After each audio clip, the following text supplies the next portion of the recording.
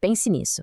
Em 1919, uma sombra de 5 minutos, passando pelo sertão do Ceará, estava prestes a mudar para sempre a nossa forma de enxergar o universo. Foi, sem dúvida, um dos testes científicos mais ousados de todos os tempos. E tudo começou com uma pergunta bem simples. A luz tem peso?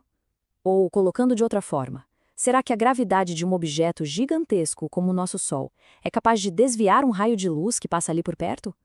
Essa era uma daquelas dúvidas que a física tentava responder há séculos. Então, vamos lá. O que fazia esse teste ser tão incrível não era simplesmente ver se a luz se curvava.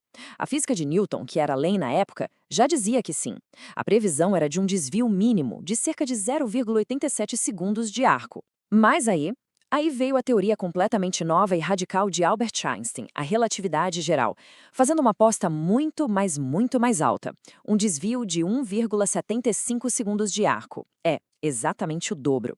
Então, pela primeira vez, existiu um jeito claro, mensurável, de colocar as duas grandes visões do universo uma contra a outra. Para a gente entender a ideia do Einstein, é legal imaginar o universo não como um palco vazio, mas sim como um lençol de borracha gigante, bem esticado. Esse é o espaço-tempo. Agora, se a gente colocar uma bola de boliche bem no meio, o que acontece? Ela afunda, ela cria uma curva no tecido. Pois é, para Einstein a gravidade é exatamente essa curva. A luz de uma estrela distante, quando passa perto do Sol, não é puxado por uma força misteriosa. Ela simplesmente segue o caminho que já está ali, o caminho curvado que a massa do Sol criou no espaço-tempo. Só que tinha um pequeno problema. Na verdade, um problema enorme. Para medir o quanto a luz de uma estrela se curva ao passar pelo Sol, primeiro a gente precisa ver essa estrela. Mas como fazer isso se o brilho do próprio Sol apaga absolutamente tudo que está ao redor dele? E aqui está a solução. Uma solução brilhante que a própria natureza ofereceu, um eclipse solar total. Por alguns minutos que valiam ouro, a Lua se posicionaria exatamente na frente do Sol. O dia viraria noite e, finalmente, as estrelas de fundo que eram cruciais para o teste apareceriam. O universo estava literalmente montando um laboratório perfeito para a gente. E para não apostar todas as fichas num lugar só, a Royal Astronomical Society de Londres planejou uma operação super ousada. 2 expedições, uma para cada lado do Atlântico. Uma delas, liderada pelo famoso astrônomo Arthur Eddington, foi para a Ilha do Príncipe, na costa da África. A outra, com Andrew Cormelin e Charles Davison, veio parar aqui no Brasil, no interior do Ceará, na cidade de Sobral. Os cálculos mostravam que Sobral seria um dos melhores lugares do planeta para observar o fenômeno. Imagina a cena, depois de semanas de viagem, de preparação, a manhã do dia 29 de maio de 1919, amanheceu nublada. Em Sobral, o desespero deve ter batido forte. Todo aquele equipamento, a viagem, o futuro de uma teoria que podia revolucionar a ciência, tudo dependia de uma brechinha no céu. E então, minutos antes do eclipse começar, quase como um milagre, as nuvens foram se abrindo e o céu ficou limpo. Agora, uma coisa muito interessante sobre a montagem lá em Sobral. Eles não levaram mas 2 telescópios. O principal era um astrográfico super potente de 13 polegadas, a grande estrela da missão. Mas, do lado dele, quase como um plano B, tinha um instrumento menorzinho com uma lente de 4 polegadas. Mal sabiam eles que o destino da expedição inteira estava nas mãos desse equipamento secundário. Durante os minutos do eclipse, tudo pareceu ter corrido bem. O verdadeiro drama veio depois, na hora de revelar as chapas fotográficas. As imagens do telescópio principal, o mais importante, estavam borradas, totalmente fora de foco. A suspeita mais forte é que o calor do cearense acabou distorcendo o espelho do aparelho e isso comprometeu toda a nitidez. Foi um verdadeiro desastre. E aí, de repente, todo o peso daquela missão gigantesca caiu sobre os ombros do telescópio menor, o de backup. E, para o alívio e com certeza a surpresa de todo mundo, as chapas do instrumento de 4 polegadas estavam perfeitas. Eram 7 imagens nítidas, com as estrelas exatamente onde precisavam estar para fazer a medição.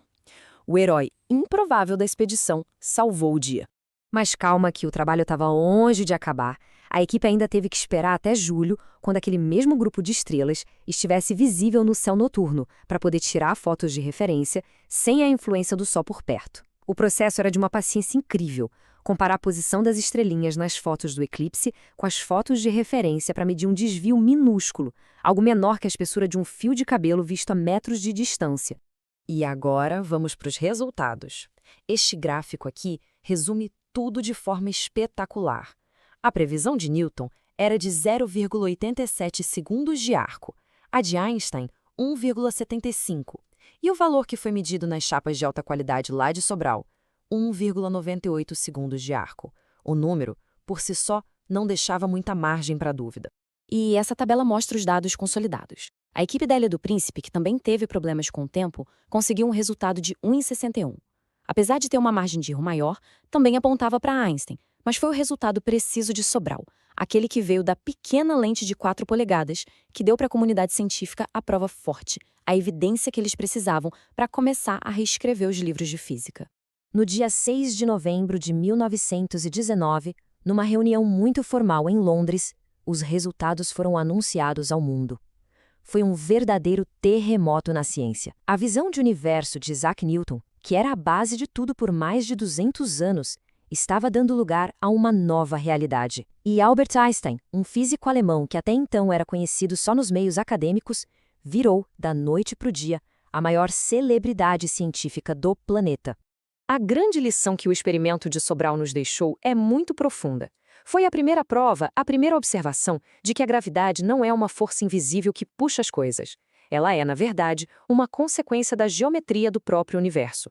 Como um físico chamado John Wheeler resumiu de forma genial, a matéria diz ao espaço-tempo como se curvar e o espaço-tempo diz à matéria como se mover.